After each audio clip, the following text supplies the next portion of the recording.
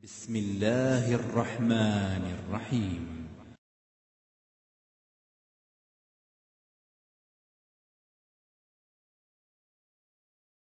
السلام عليكم ورحمة الله وبركاته. إن الحمد لله نحمده ونستعينه ونستغفره ونعوذ بالله من شرور أنفسنا ومن سيئات أعمالنا من يهده الله فلا مضل له ومن يضلله فلا هادي له وأشهد أن لا إله إلا الله وحده لا شريك له وأشهد أن محمدا عبده ورسوله صلى الله تعالى عليه وعلى آله وصحبه وسلم تسليما كثيرا. أما بعد فأعوذ بالله من الشيطان الرجيم. بسم الله الرحمن الرحيم. أحل لكم ليلة الصيام الرفث إلى نسائكم هن لباس لكم وأنتم لباس لهن علم الله أنكم كنتم تختانون أنفسكم فتاب عليكم وعفى عنكم فالآن باشروهن وابتغوا ما كتب الله لكم وكلوا واشربوا حتى يتبين لكم الخيط الأبيض من الخيط الأسود من الفجر ثم أتموا الصيام إلى الليل. আল্লাহ পাক রব্বুল আলামিনের সমস্ত প্রশংসা যে আল্লাহ পাক রব্বুল আলামিন আমাদের উপর মাহে রমজানের সিয়াম ফরজ করেছেন। সালাত এবং সালাম নাযিল হোক প্রিয় নবী মুহাম্মদ রাসূলুল্লাহ সাল্লাল্লাহু আলাইহি ওয়াসাল্লামের প্রতি, যিনি সর্বশ্রেষ্ঠ ব্যক্তি তাদের মধ্যে যারা এই রমজান মাসে সিয়াম পালন করেছেন। আল্লাহুম্মা সাল্লি আলাইহি আল্লাহুম্মা বারিক আলাইহি।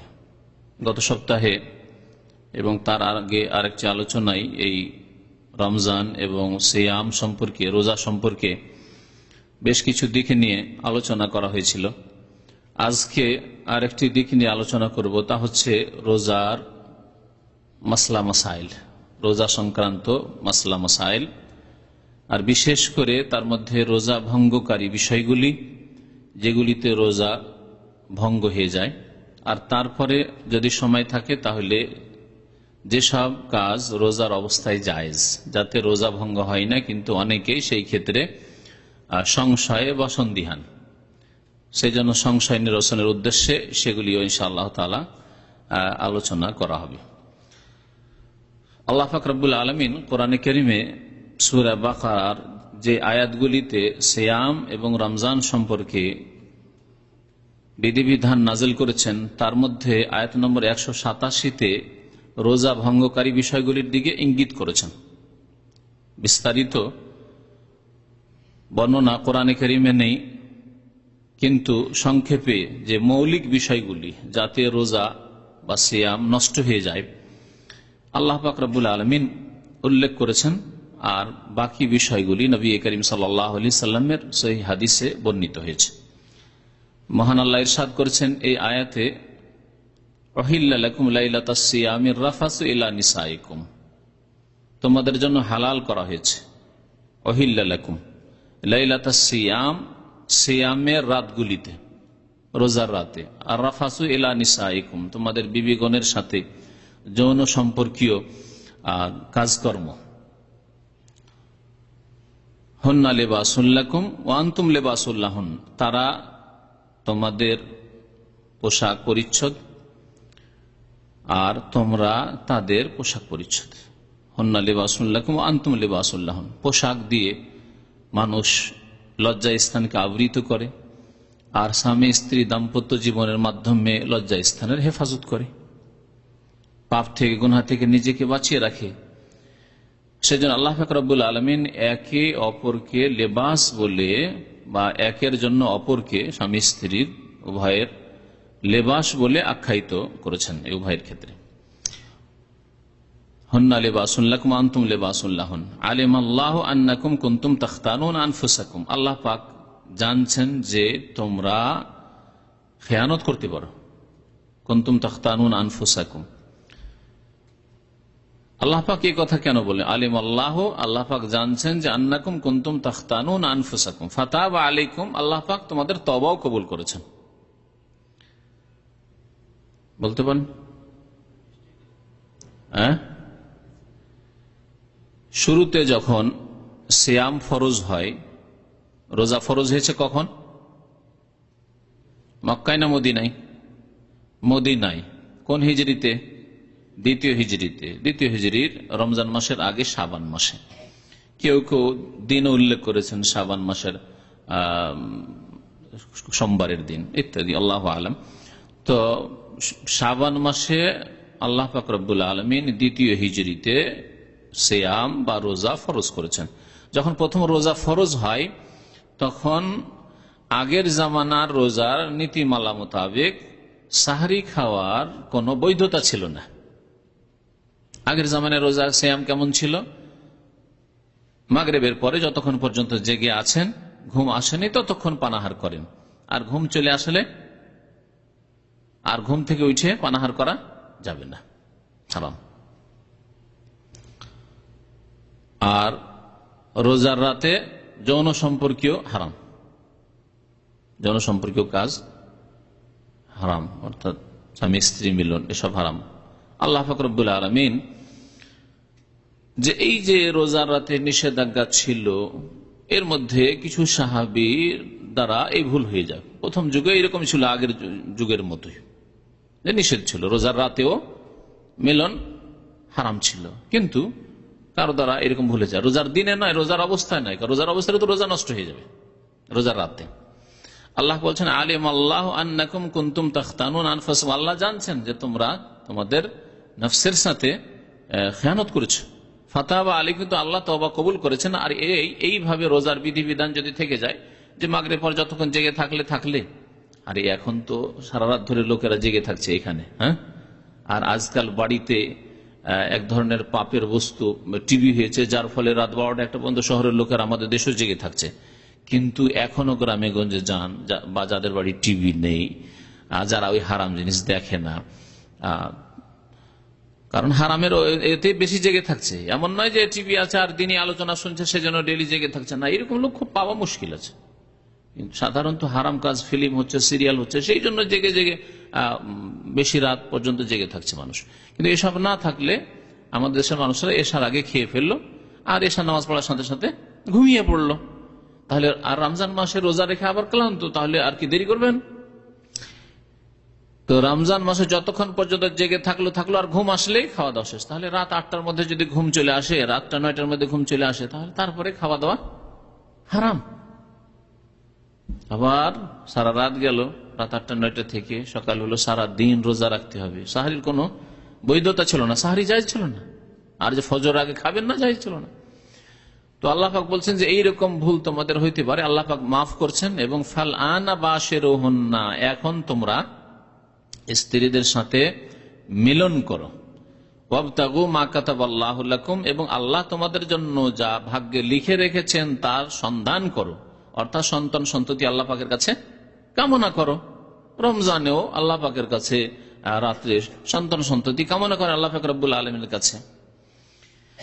তাহলে আল্লাহ পাক এর দ্বারা কি করছেন?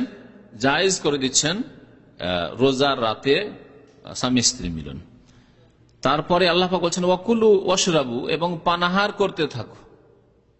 তাহলে বাশিরুহুন্না, আল্লাহ পাকের একটি হুকুম যে স্বামী স্ত্রী মিলন করতে পারো, ওয়াকুলু ওয়াশরাবু, পানাহার করতে পারো কতক্ষণ? হাত্তা ইয়াতাবায়্যানা লাকুমুল খাইতুল আবিয়াযু মিনাল খাইতিল আসওয়াদি মিনাল ফজর, যতক্ষণ পর্যন্ত শুভ্র রেখা কালো রেখা থেকে ভোরের শুভ্র রেখা কালো কৃষ্ণ রেখা থেকে কালো রেখা থেকে সুস্পষ্ট না হয়েছে। শাব্দিক অর্থ খায়েত মানে হচ্ছে সুতা, হ্যাঁ, সাদা সুতা কালো সুতা থেকে, ভোরের সাদা সুতা কালো সুতা থেকে কি না হয়েছে? সুস্পষ্ট না হয়েছে, পৃথক না হয়েছে। কি অর্থ? এর অর্থ কি আসলে সুতা? তাকা আদি বিন হাতেমেরই রিওয়ায়াত রয়েছে হাদিসে যে আয়াত নাযিল হওয়ার পর বাহ্যিক কোণে সুতা কি বুঝেছেন? খায়েত মানে সুতা, তাকা তাই বুঝেছেন। দুটো সুতা নিয়েছেন, একটা সাদা সুতা একটা কালো সুতা। আর ফজর হওয়ার আগে যে ভোর হবে সাহরি খাওয়ার সময় দেখছেন শুধু কালো কালো অন্ধকারে বসে যে কালো আর সাদা, কোনটা কালো কোনটা সাদা বোঝা যাচ্ছে কিনা। যতক্ষণ পর্যন্ত দুটার রং আলাদা আলাদা না বোঝা যাচ্ছে যে খেতে আছে। এই করতে করতে অনেক সময় হয়ে গেছে, বোঝা যায় না। ফর্সা ভালো ফর্সা না হলে বোঝা যাবে না কোনটা কালো সুতা আর কোনটা সাদা সুতা, বোঝা যাবে না। তারপরে নবী করিম সাল্লাল্লাহু আলাইহি সাল্লামকে জানালেন যে ইয়া রাসূলুল্লাহ, তুই তো অনেক পরে বুঝতে পারছিস যে কালো সুতা কোনটা সাদা সুতা, তখন তো আজানের পরেও তো বুঝতে পারছি না যে কোনটা কালো সুতা আর কোনটা সাদা সুতা। নবী করিম সাল্লাল্লাহু আলাইহি ওয়াসাল্লাম হেসে দিলেন আর বললেন, তাহলে তো তোমার রাত তো অনেক লম্বা হয়ে যাবে। এইরকম যদি কালো আর সাদা সুতা দেখতে থাকো তাহলে রাত দীর্ঘ হয়ে যাবে আর খেতেই থাকবে তুমি। হ্যাঁ, না, বরং এই আল খাইতুল আবিয়াদ আর খাইতুল আসওয়াদের অর্থ হচ্ছে সাওয়াদুল লাইলি ওয়া বায়াদুন নাহার। রাত্রের যে কালো সুতা বলা হয়েছে এটা হচ্ছে রাত্রের অন্ধকার, আর বায়াদুন নাহার দিনের শুভ্রতা, দিনের ভোর হওয়া।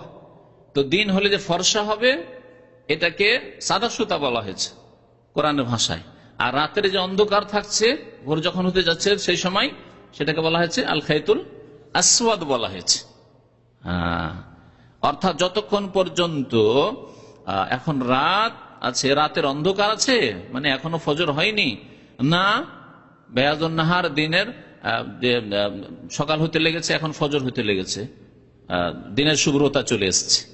যখন দেখতে পাবে যে না দিনের শুভ্রতা এখন চলে এসছে, পূর্ব আকাশ ফর্সা হতে লেগেছে, সাদা চওড়া হয়ে, খাড়া নয়, চওড়া হয়ে ফর্সা হতে লেগেছে পূর্ব আকাশে, তখন ফজর হয়ে গেছে, ফজর রক্ত হয়ে গেছে, সাহরি খাওয়ার সময় শেষ হয়ে গেছে। আল্লাহ পাক রব্বুল আলামিন তাহলে পূর্ব দিক ফর্সা হওয়ার কথা বলেছেন, এটা হচ্ছে আসল। কারণ দিনের বিধান সমস্ত যুগের জন্য, সমস্ত অবস্থার জন্য এবং সমস্ত ব্যক্তির জন্য। দিন ইসলামের বিধিবিধানের সম্পর্ক ঘড়ির সাথে নেই, না নামাজের রক্তের, না রোজা ধরা, না রোজা ইফতার করা, ঘড়ির সাথে সম্পর্ক নেই। আপনি ঘড়িতে সেটা মিলিয়ে নিয়েছেন যে কখন এটা এই সময়গুলি হচ্ছে, সেটা আলাদা কথা। কিন্তু ঘড়ি যদি সকলের বাড়িতে ঘড়ি নেই, সকলে ঘড়ি দেখতে জানে না, সকলে শিক্ষিত নয়, ঠিক না? এই জন্য দিনের বিধিবিধানগুলির সম্পর্ক, যেমন রোজা সম্পর্ক, রোজা শুরু হবে শেষ হবে চাঁদের সাথে সম্পর্ক, এবং সাহারি ইফতারি সম্পর্ক হচ্ছে আপনার পূর্ব আকাশের সাথে, ফজরের ক্ষেত্রে পূর্ব আকাশের ক্ষেত্রে, আর যখন মাগরিব হইতে যাচ্ছে তখন পশ্চিম আকাশের দিকে তাকান আর সূর্য ডুবলো কিনা। যে কোনো লোকে কাজ করতে পারে, শিক্ষিত করতে পারে, অশিক্ষিত করতে পারে, পুরুষও পারবে, নারীও পারবে, সবাই পারবে। আল্লাহর দিন এত সহজ।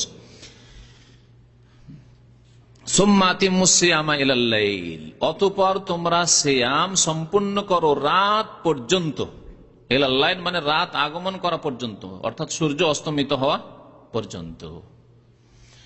সূর্য অস্ত হলে তোমার রোজা সম্পূর্ণ হয়ে গেল। তাহলে রোজা কখন শেষ হবে এই কথা আল্লাহ পাক এই আয়াতের অংশে যেন বর্ণনা করলেন, সুম্মা আতিম্মুস সিয়ামা ইলাল্লাইল। আচ্ছা, এই আয়াতের তাফসীর করলাম সংক্ষেপে। এই আয়াত নিয়ে একটু চিন্তা করে দেখেন যে এই আয়াতে আল্লাহ পাক রব্বুল আলামিন তাহলে কি বলছেন, যে রোজার রাতে সহবাস চলবে, পানাহার চলবে আর ফজর হওয়া পর্যন্ত। তার মানে ফজর হইলে আর চলবে না। তাহলে ফজর হওয়ার পর দিনে কেউ যদি পানাহার করে বা স্বামী স্ত্রী মিলন করে তাহলে কি হবে, রোজা ভঙ্গ হয়ে যাবে। তাহলে এই বিষয়, এই তিনটি বিষয়, রোজা বা দুটি বিষয়, পানাহার দুটো এক জিনিস, আর যা মুখ দিয়ে হয়ে থাকে পানাহার, আর যদি মুখ দিয়ে না অন্য কোন রাস্তা দিয়েও পৌঁছায় কিন্তু সেটা যদি পাকস্থলিতে পৌঁছে তাহলে সেটা পানাহার, এবং সেটা খাবারের কাজ করে, পানাহারের কাজ করে। আর সহবাস, এই দুটো আল্লাহ পাক রব্বুল আলামিন এখানে উল্লেখ করেছেন, আর বাকিগুলি নবী করিম সাল্লাল্লাহু আলাইহি ওয়াসাল্লামের হাদিসে রয়েছে। যেসব কারণে সিয়াম ভঙ্গ হয় তার তাহলে একটি জানলাম স্বামী স্ত্রী মিলন, আর এটি হচ্ছে সবচাইতে বড় অপরাধ। কেউ যদি স্বামী স্ত্রী মিলনের মাধ্যমে রোজা ভঙ্গ করে রোজার দিনে, তাহলে তার জন্য তিনটি কাজ ফরজ হবে। তার জন্য কয়টি কাজ বললাম? তিনটি কাজ ফরজ হবে। একটি কাজ হচ্ছে বড় কাবিরা গুনাহ করলো, সেই জন্য সেই ব্যক্তি তওবা করবে খালেস অন্তর আল্লাহ পাক রব্বুল আলামিনের নিকট। তওবা করা ফরজ। আল্লাহ পাক তওবার আদেশ প্রদান করেছেন কোরআনে কারীমের বহু আয়াতে, তওবা করা ফরজ। আর এই ক্ষেত্রে সংশোধনের জন্য তওবা করা ফরজ। দ্বিতীয় বিষয় যেটি ফরজ হবে সেটা হচ্ছে কাফফারা। কাফফারা, কাফফারা কি? অর্থাৎ আপনি এমন পাপ করেছেন যার জন্য শুধু মৌখিক তওবা করে আর অন্তর থেকে তওবা করে হবে না, বরং এর জন্য কিছু আপনাকে ঘাটতি পূরণ দিতে হবে, না হলে আপনার গুনাহ মাফ হবে না। সেটা কাফফারা। বিভিন্ন গুনাহের ক্ষেত্রে, বিভিন্ন ভুল ভ্রান্তির ক্ষেত্রে কাফফারা রয়েছে। যেমন কেউ কসম করেছে, কসম করার পরে কসম ভেঙে দিয়েছে, তাহলে কাফারা আছে। কাফারা এই ক্ষেত্রে যদি রোজা নষ্ট করে থাকে কেউ সহবাসের মাধ্যমে, তাহলে কাফারা আছে। কাফারা কি? প্রথম কাফারা যদি কৃতদাস থাকে। আজকাল কৃতদাস বাস্তবে নেই, শরীয়তে আছে। যদি আল্লাহ পাক ওই রকম কোনদিন রাস্তা খুলে আর আসে তাহলে ঠিক আছে, কিন্তু কৃতদাস নেই। তবে শরীয়তের বিধান জেনে রাখতে হবে, কৃতদাস যদি থাকে, চাকররা কৃতদাস নয়, হ্যাঁ, চাকরানি কৃতদাসী নয়। কারণ অনেক জাহেল মূর্খরা মনে করে যে এগুলো আমাদের দাস দাসী, না, এর আপনাদের মজদুর, জি, পরিশ্রম করে, বেতন নেই। কৃতদাস যাদের কেনা বেচা হয় আসবাবপত্রের মতো, মাল সামানের মতো। কৃতদাস আজাদ করা, মুক্ত করা, আপনি আপনার কাছে থাকলে আপনি মুক্ত করে দেন, আর না হলে কারো কাছ থেকে কিনে নেন, যার কাছে আছে, যার অধীনে আছে কৃতদাস, আর কিনে নেওয়ার পরে ওকে বলেন তোমাকে স্বাধীন করে দিলাম, যাও স্বাধীনভাবে তুমি আয় উপার্জন করো, স্বাধীনভাবে তুমি নামাজ রোজা করো, স্বাধীনভাবে তুমি চলাফেরা করো, যেখানে ইচ্ছে সেখানে থাকো, আর তুমি আমার অধীনে থাকলে না। এর নাম হচ্ছে কৃতদাস, স্বাধীন করে দাও বা আজাদ করে দাও। তাহরির ও রাকাবা, এটা নেই আজকাল। সুতরাং এটা শুধু জেনেই রাখতে হবে, আমলের ক্ষেত্রে নেই। আমলের ক্ষেত্রে কি করবো তাহলে? তারপরে কৃতদাস যদি না থাকে বা না স্বাধীন করতে আছে কৃতদাস, কিন্তু আমার কাছে অত টাকা নেই, একটা কৃতদাসের দাম হচ্ছে 1 লক্ষ টাকা, পাবো কোথায়? বা 50,000 টাকা পাবো কোথায়? নেই আমার কাছে হয়তো। তাহলে কি করতে হবে? 60 দিন রোজা রাখতে হবে, হ্যাঁ, বিনা কোনো বিরতিতে, একটা না, কন্টিনিউ রোজা রেখে যেতে হবে। শরীয়তি ওজর আল্লাহর কাছে গ্রহণযোগ্য, শরীয়তি যদি ওজর থাকে, অর্থাৎ এই 60 দিনের মধ্যে শরীয়তি ওজর হচ্ছে, যেমন অসুস্থ হয়ে গেলে, অসুস্থ হলে রমজান মাসের রোজা অন্য মাসে করা যাবে। এইরকমই কাফারা রোজা রাখতে রাখতে এই 60 দিনের মধ্যে অসুস্থ হয়ে পড়লো, মাঝে মধ্যে যে সময়গুলিতে অসুস্থ হলো রোজা ছাড়তে পারবে। এর মধ্যে সফর করতে হইলো কোথাও, মুসাফির, এই ধরনের যে ওজরগুলি শরীয়তি ওজর রয়েছে যদি থাকে। এর মধ্যে মহিলাদের মাসিক ঋতু চলে আসলো, শরীয়তি ওজর না? বাচ্চা ভূমিষ্ঠ হলো, নেফাস চলে আসলো, তাহলে মধ্যখানে 40 দিন গ্যাপ দিতে পারবে। আর না হলে গ্যাপ দেওয়া যাবে না, একটা না, রোজা রাখতে হবে 60 রোজা।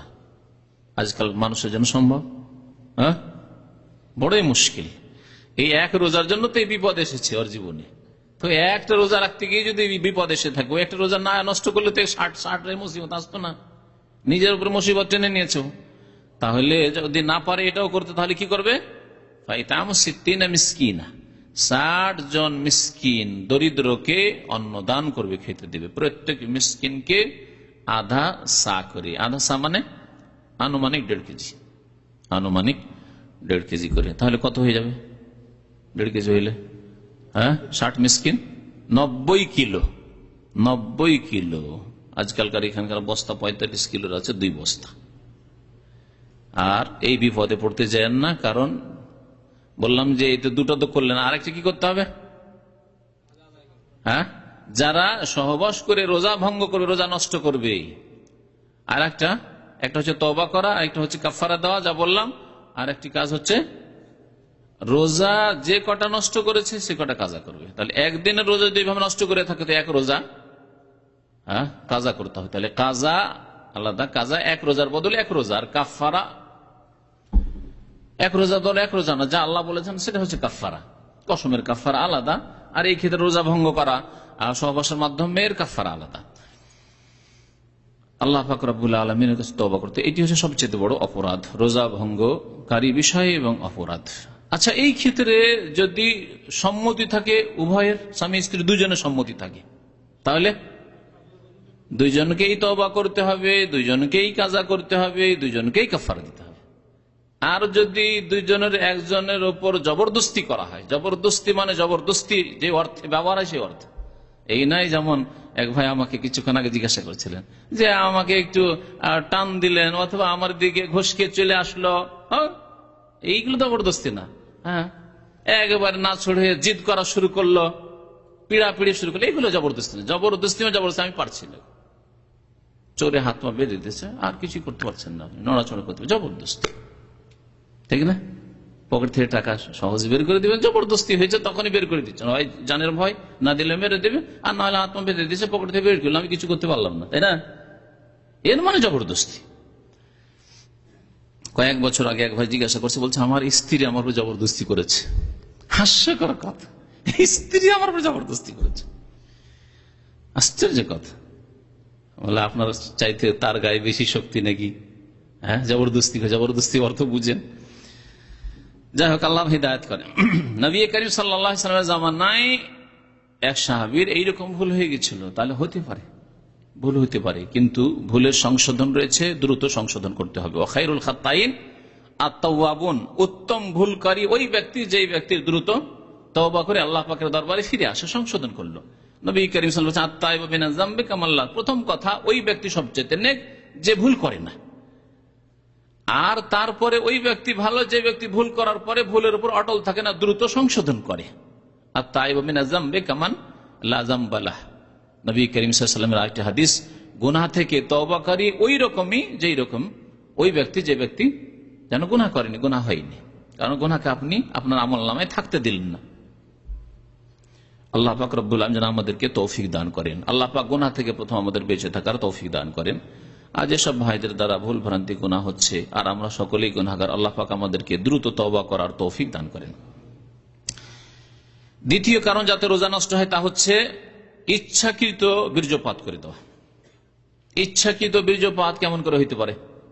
হ্যাঁ, হস্তমৈথুন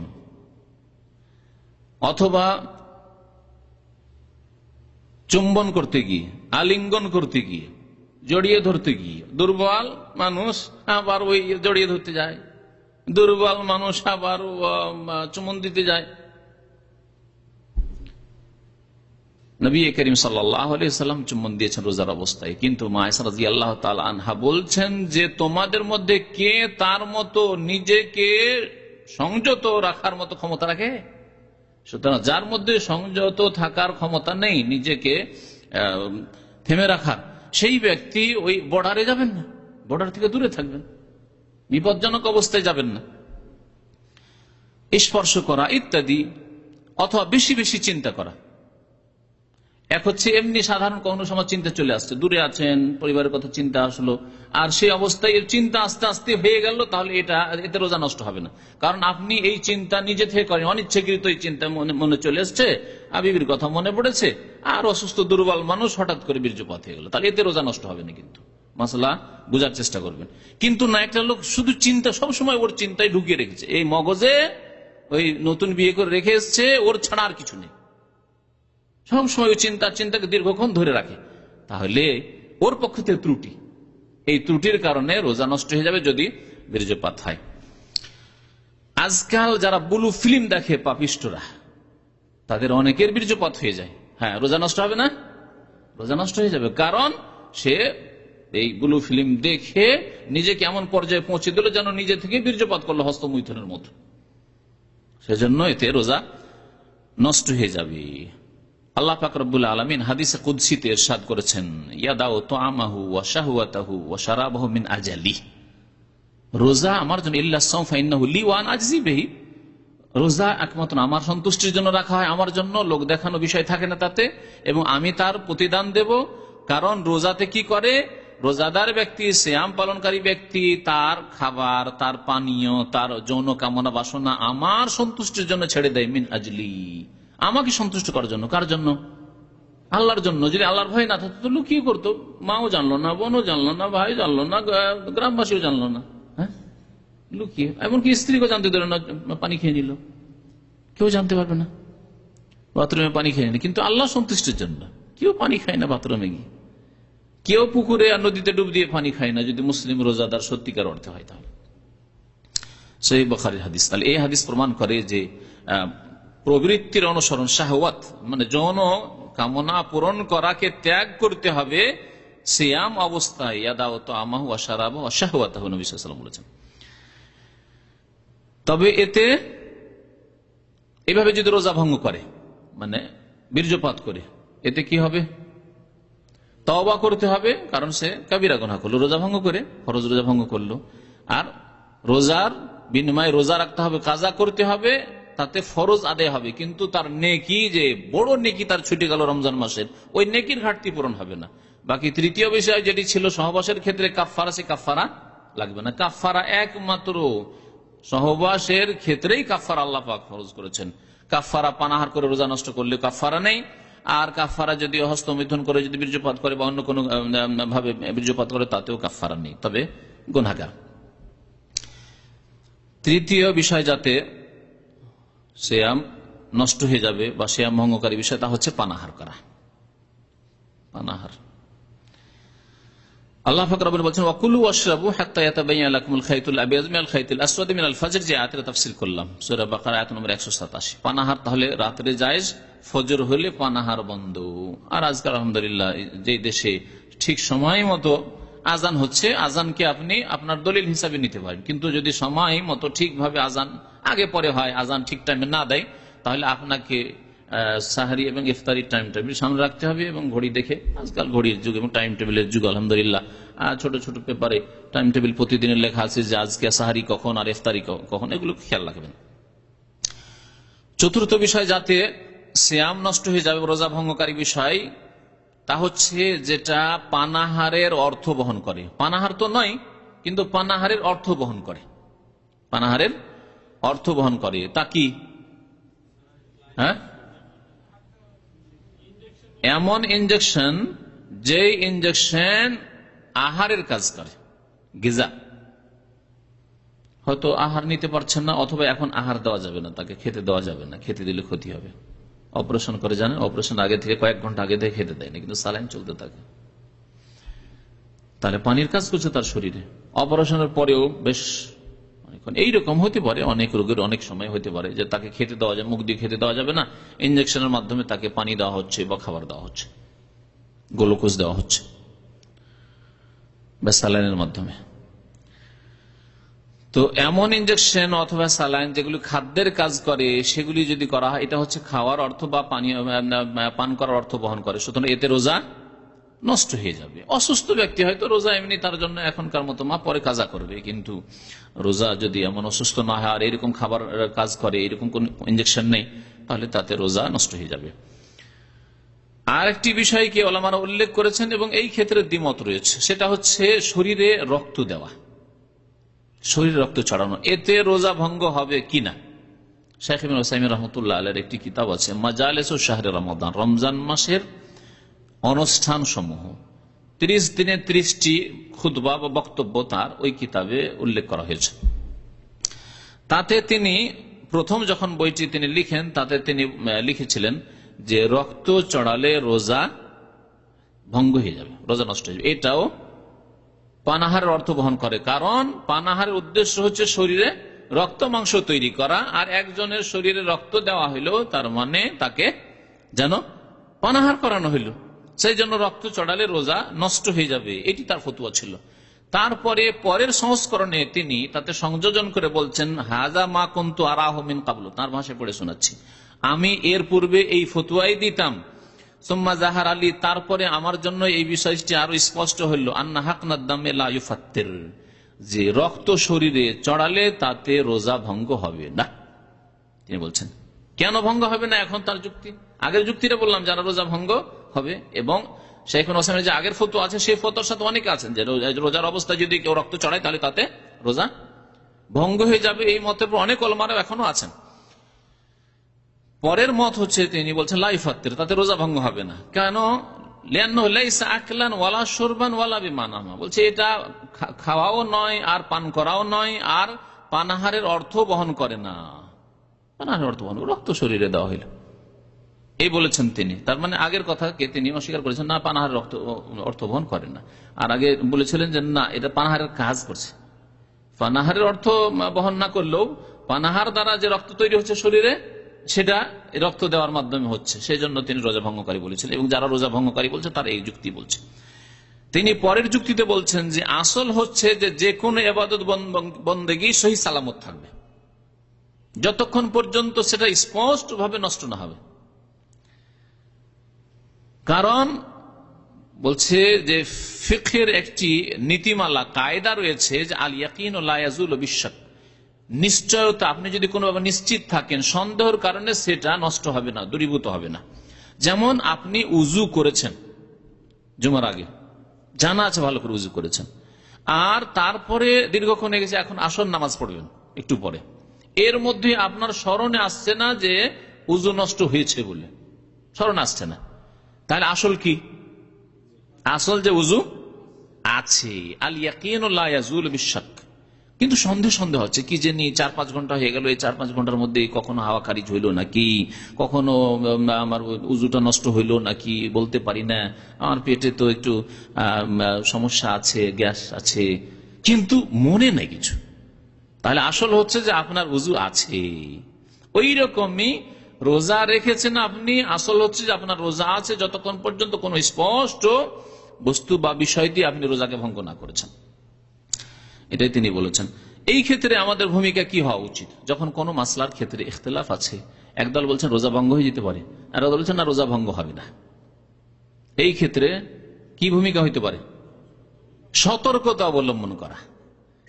কারণ সতর্কতা অবলম্বন করে আমি যদি রক্ত না নিই দিনে, অসুবিধা আছে, রাত্রে নিলাম, নেওয়া তো জরুরি না এখন দিনে, রাত্রে নিলাম, আমি আর কয়েক ঘন্টা পর নিলাম। কিন্তু যদি নিয়ে নি আর মাসলাই দুটি মত আছে, আর আল্লাহ পাক রব্বুল আলামিনের নিকট যদি ওই মাসলাই বেশি ঠিক হয়, যারা বলছে রোজা ভঙ্গ হয়ে যাবে, তাহলে আমার রোজাটা আশঙ্কায় থাকলো না, বিপদে থাকলো আমার রোজা, হইতে পারে যে এই রোজা কবুল হবে না, কেন তুমি রক্ত নিয়েছো? সেজন্য সতর্কতা হচ্ছে যে যেই ক্ষেত্রে সন্দেহ হবে অথবা দুটি মত থাকবে, সতর্কতার দিকটাকে আপনি প্রাধান্য দেবেন। এর আর একটি উদাহরণ দিচ্ছি। রোজার অবস্থায় মিসওয়াক করা কি সুন্নাত, শুধু জায়েজ নয়, সুন্নাত। নবী করিম সাল্লাল্লাহু আলাইহি ওয়াসাল্লাম করেছেন, এবং মিসওয়াক করা, মুখের দুর্গন্ধ, দাঁতের দুর্গন্ধ দূর করা সুন্নাত। কিন্তু ব্রাশ, পেস্ট দিয়ে অথবা পাউডার দিয়ে, হ্যাঁ, ইখতিলাফ আছে। জায়েজ বললো মানে একটা মত আছে এরকম, আর এক দল বলছে না জায়েজ নয়। তাহলে এই ক্ষেত্রে সতর্কতা হচ্ছে যে আমার তো দাঁত সাফ করেই না প্রয়োজন, তো দাঁত সাফ আমার মিসওয়াক দিয়ে হচ্ছে, সুন্নতের উপর আমল হচ্ছে। নবী করিম সাল্লাল্লাহু আলাইহি ওয়াসাল্লাম কখনো ব্রাশ ব্যবহার করেন, সেই যুগে ব্রাশ ছিল না, কিন্তু মিসওয়াক ছিল। সুতরাং আমি সন্দেহের ঊর্ধ্বে থাকলাম। নবী করিম সাল্লাল্লাহু আলাইহি ওয়াসাল্লাম একটি হাদিসে দামা ইয়ারিবুকা ইলা মা লা ইয়ারিবুক, যেটাতে তোমার সন্দেহ হচ্ছে সেই সন্দেহের বস্তুকে ছেড়ে দাও, আর যাতে সন্দেহ নয় সেটা করো তুমি। কারণ যেখানে সন্দেহ আছে সেখানে মানসিক পেরেশানি আছে। আপনি সন্দেহের কাজ করে ফেললেন, তারপরে আপনার মনে এক পীড়া শুরু হলো, বিমারি শুরু হয়ে গেল যে হাই রে কি করলাম রে, আজকে কলগেট করে ফেললাম, কি যে হবে রোজাটা, তাই না? কিন্তু আপনিও পেরেশানি মুক্ত থাকলেন, করলেন না। কি করলাম রে, আজকে শরীরে রক্ত চড়িয়ে নিয়েছি, ঠিক হইল না হইল না, রোজার যে কি হবে। তাহলে সন্দেহ থেকে বেঁচে থাকেন। 5 নম্বর রোজা ভঙ্গকারী বিষয় হচ্ছে ইচ্ছাকৃত বমি করা।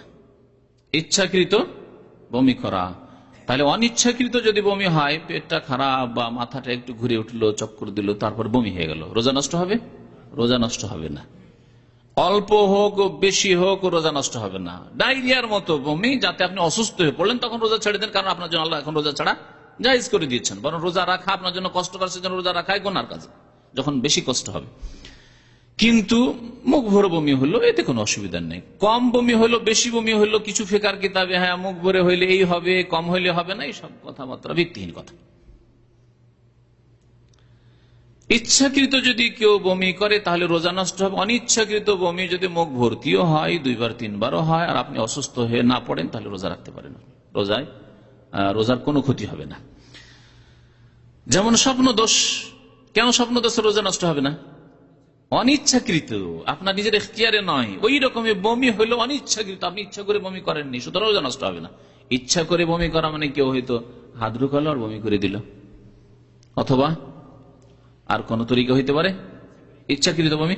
হ্যাঁ, ইচ্ছা করে তো ওই মুখে হাত দিয়ে বা কিছু করে এরকম বমি করলো, আরো কারণ হইতে পারে। এমন কোন গন্ধ যেটা বরদাস্ত করতে পারেন না, আপনি জানেন যে আমি এই গন্ধ বরদাস্ত করতে পারি না, তারপরে যদি সেই গন্ধ নেন বমি নেবেন কেন? আপনি জানেন যে বরদাস্ত করতে পারবেন, বমি হয়ে যাবে আপনার, তাহলে সেটা ইচ্ছাকৃত দিকে চলে যাবে।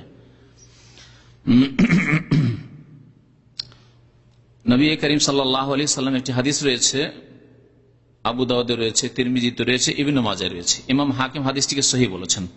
মান জারাহুল কাইয়্যু ফালাইসা আলাইহি কাযা, কারো যদি অনিচ্ছাকৃত বমি চলে আসে তাহলে তাকে কাজা করতে হবে না, তার মানে ওই রোজা সে সম্পূর্ণ করুক, কাজা করতে হবে। অমানিস তাকা আমদান, আর কেউ যদি ইচ্ছা করে জেনে শুনে ইচ্ছা করে চেষ্টা করে বমি করে দেয়, ফালিয়াকজে, তাহলে সে যেন সে রোজা কাজা করে নেই, মানে সে রোজা তার হলো না, সুতরাং সে কাজা করবে। 6 নম্বরের বিষয় যাতে ইখতিলাফ রয়েছে সেটা হচ্ছে সিঙ্গা লাগানো। সিঙ্গা লাগালে রোজা নষ্ট হবে না হবে না? ইমাম আহমদ রহমতুল্লাহ আলাই বলেছেন যে রোজা ভঙ্গ হয়ে যাবে রোজার অবস্থায় সিঙ্গা লাগালে। সিঙ্গা লাগা বুঝেন না? হ্যাঁ, শরীরে ফুড়ে বিভিন্ন জায়গায় মরা রক্ত বা খারাপ রক্ত বের করে দেওয়া হয়, তাতে শরীরের অনেক ফায়দা হয়। এটা নবী করিম সাল্লাল্লাহু আলাইহি ওয়াসাল্লাম খুব সুন্দর এলাজ বা চিকিৎসা বলে আখ্যায়িত করেছেন, সুতরাং মাঝে মধ্যে করা উচিত। আর বাকি আরো 3 ইমাম তারা বলছেন যে সিঙ্গা লাগালে রোজা নষ্ট হবে না, সিঙ্গা লাগালে রোজা নষ্ট হবে না। যারা বলছেন সিঙ্গা লাগালে রোজা নষ্ট হয়ে যাবে, ইমাম ইবনে হুসাইম রাহমাতুল্লাহ আলাইহি সেই মতই পেশ করেছেন মাজালিসে শাহর রমাদানে। তারা বলছেন যে হাদিস নবী সাল্লাল্লাহু আলাইহি ওয়াসাল্লামের রয়েছে বাচনিক হাদিস, আফতার আল হাজিম ওয়াল মাহজুম, যেই ব্যক্তি সিঙ্গা লাগাবে আর যার লাগানো হবে দুইজনেই ইফতার করে দেবে, মানে দুইজনের রোজা নষ্ট হয়ে যাবে। হাদিস মুসনাদ আহমদে রয়েছে, আবু দাউদে রয়েছে। মুহাদ্দিসিন কিরামরা এই হাদিস উপর আমল করেছেন, কারণ নবী সাল্লাল্লাহু আলাইহি ওয়াসাল্লামের বাচনিক হাদিস, হুকুম। যারা বলেছেন যে রোজা নষ্ট হবে না সিঙ্গা লাগালে, তারা বলছেন নবী করিম সাল্লাল্লাহু আলাইহি সাল্লাম রোজার অবস্থায় নিজে সিঙ্গি লাগিয়েছেন, নিজে সিঙ্গা লাগিয়েছেন। দেখেন, যদি রোজা ভঙ্গ হইতো তো নবী সাল্লাল্লাহু আলাইহি ওয়াসাল্লাম কেন লাগাতেন? এটা যুক্তিকার যারা বলছে যে রোজা নষ্ট হবে না। এর জবাব কি দিবে যারা বলছেন না সিঙ্গা লাগালে রোজা নষ্ট হয়ে যাবে? তারা বলছেন না, এটা নবী সাল্লাল্লাহু আলাইহি ওয়াসাল্লামের সাথে খাস হইতে পারে, আমাদেরকে হুকুম করেছেন আফতার আল হাজিম ওয়াল মাহজুম, যে সিঙ্গা লাগাবে, যার সিঙ্গা লাগানো হবে রোজা ভঙ্গ হয়ে যাবে। যার সিঙ্গা লাগানো হবে তার থেকে রক্ত বের করা হলে এবং সে দুর্বল হয়ে যেতে পারে, সেই জন্য রোজা ভঙ্গ। কিন্তু যে ব্যক্তি লাগাচ্ছে, টান দিচ্ছে, তার রক্ত টানছে, চিকিৎসক, তার কেন রোজা নষ্ট হবে? আগের যুগে মুখ দিয়ে বাঁশি দিয়ে মুখে টান দিত, হ্যাঁ, না এখন হয়ে গেছে, হ্যাঁ, দেশে মুখে টানে, কিন্তু এখানে মেশিন আছে, সিরিঞ্জের মধ্যে মেশিন হয়ে গেছে, তাই না? তো এই আশঙ্কায় যে ভিতরে তার চলে যেতে পারে কিছু, সেই জন্য বলা হয়েছে তোমার রোজা শেষ, দিনে লাগাবে না। রোজার দিনে তুমি যদি সিঙ্গা লাগাও তাহলে তোমার রোজা নষ্ট, কিন্তু যে লাগাবে তারও আর যার লাগাবে তারও। বলছেন ইমাম আহমদ এবং মুহাদ্দিসিন কিরাম যারা বলছেন রোজা ভঙ্গ হয়ে যাবে সিঙ্গা লাগালে, তারা বলছেন নবী সাল্লাল্লাহু আলাইহি ওয়াসাল্লাম আমাদেরকে হুকুম করেছেন বাচনিক হাদিস আমাদের আমলের জন্য, আর নবী সাল্লাল্লাহু আলাইহি ওয়াসাল্লামের কর্ম সেটা হইতে পারে তার জন্য খাস, অনেক মাসলা মাসাইল তার জন্য খাস ছিল, চারের বেশি বিবাহ করা তার জন্য খাস ছিল। আর তারা বলছেন না, নবী সাল্লাল্লাহু আলাইহি ওয়াসাল্লাম করেছেন তার মানে রোজা ভঙ্গ হবে না, তবে রোজার অবস্থায় না করাই ভালো, এক। আর তারপর বলছেন না, ওই হাদিস হয়তো কেউ বলছেন মানসুখ, রহিত হয়ে গেছে। এই দুটি মত রয়েছে। এই ক্ষেত্রেও আমাদের ভূমিকা কেমন হওয়া উচিত? এহতিয়াত, সতর্কতা। আগে যে মাসলা বললাম, হ্যাঁ, যখন ইখতিলাফ আছে তখন আমরা সতর্ক, দিনে সিঙ্গা না লাগিয়ে রাত্রে লাগাইলাম, অথবা রমজানের পরে লাগালাম। আমরা রমজানে অনেক সময় হালকা অসুস্থতার জন্য ডাক্তার কাছে যাই না। আমাকে এক দাঁতের ডাক্তার ভাই আছেন আমাদের বাংলাদেশ ভাই, বারবার করে ডাকছেন এই রমজান মাসে, আমি গাফিলতিতে গেলাম না, অত এমার্জেন্সি ফরজ না, ভাবলাম রমজান পরেই যাওয়া যাবে। তাহলে আমরা অনেক ক্ষেত্রে আমরা রমজানে যাই না, যাক এই কাজটা রমজান পরেই করবো। ওই রকমই সিঙ্গা লাগানো আমরা রমজানের রাত্রে করলাম, আর না হলে রমজান পরেই করলাম, সন্দেহ থেকে বেঁচে থাকলাম। 7 নম্বর বিষয় যাতে রোজা নষ্ট হয়ে যাবে সেটা আর সম্পর্ক হচ্ছে মহিলাদের সাথে। তা হচ্ছে রোজা অবস্থায় আছে, অবস্থায় হঠাৎ করে মাসিক ঋতু চলে আসলো, তাহলে রোজা শেষ তার। সূর্য ডুবার যদি 10 মিনিট আগেও হয়, 5 মিনিট আগে, এখনো সূর্য ডুবেনি, গেল রোজা নষ্ট। এইরকমই বাচ্চা ভূমিষ্ঠ হয়, রোজার অবস্থায় ছিল, বাচ্চা ভূমিষ্ঠ হয়ে গেল, রোজা নষ্ট হবে না? হবে না। তাহলে এগুলি রোজা ভঙ্গকারী বিষয়। তাহলে রোজা ভঙ্গকারী বিষয়গুলি সম্পর্কে যদি ভালো করে চিন্তা করে দেখেন, হয় শরীরে কিছু ঢুকছে অথবা শরীর থেকে কিছু বের হচ্ছে, এইরকম জিনিসগুলো, তাই না?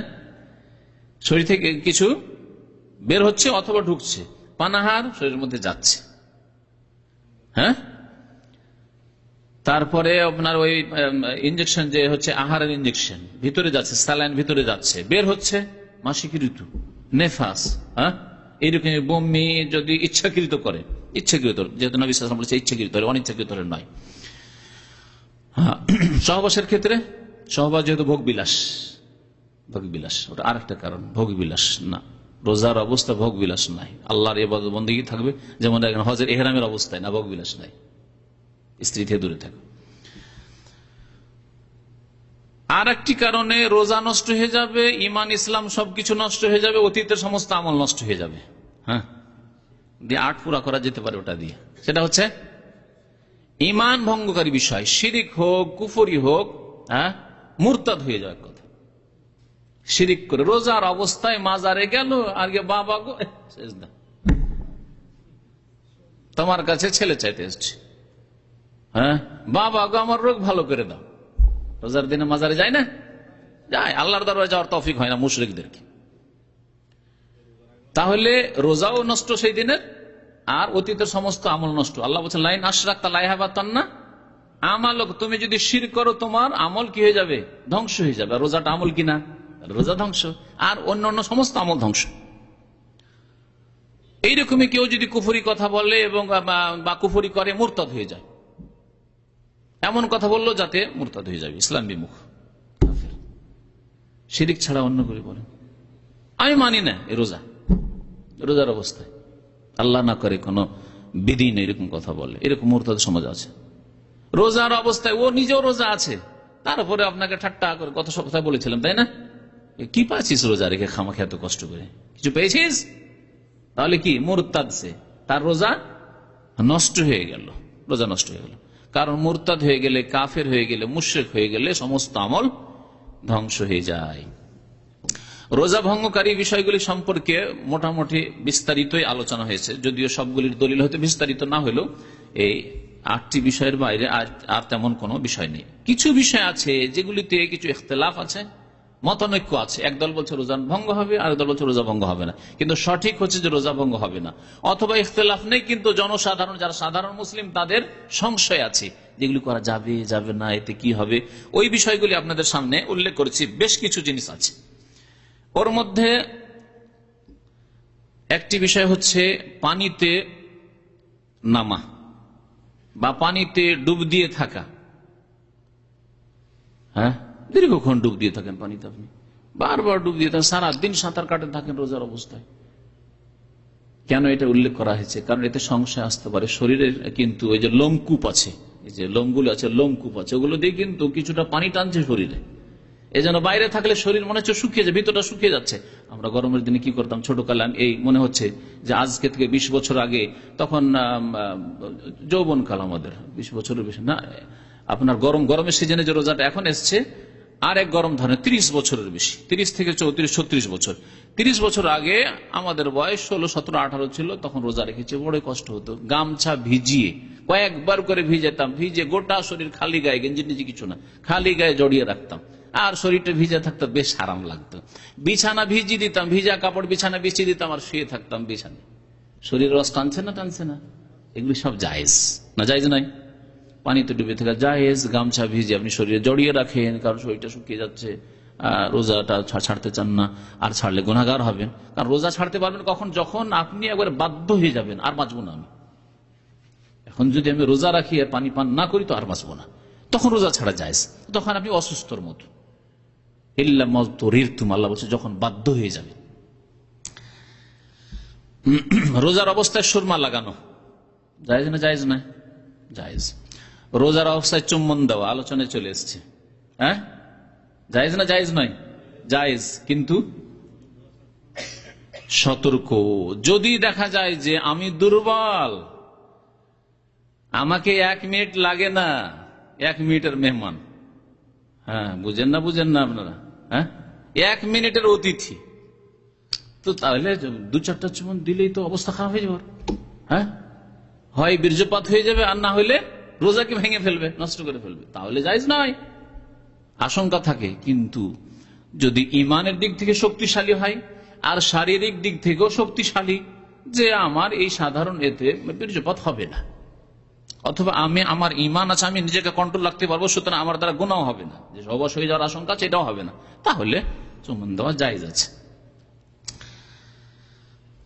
এমন ইনজেকশন যেগুলি আহারের কাজ করে না, যখন বললাম যে ইনজেকশন আহারের কাজ করে তাতে রোজা নষ্ট হবে, তাহলে এমন ইনজেকশন যাতে আহারের কাজ করে না। আর বেশিরভাগ ইনজেকশন গুলি কিন্তু এরকম, যাতে আহারের কাজ করেন না, মেডিসিন, তাহলে তাতে কোনো অসুবিধা, যে কোনো ইনজেকশন তাহলে এই ধরনের নেওয়া যেতে পারে।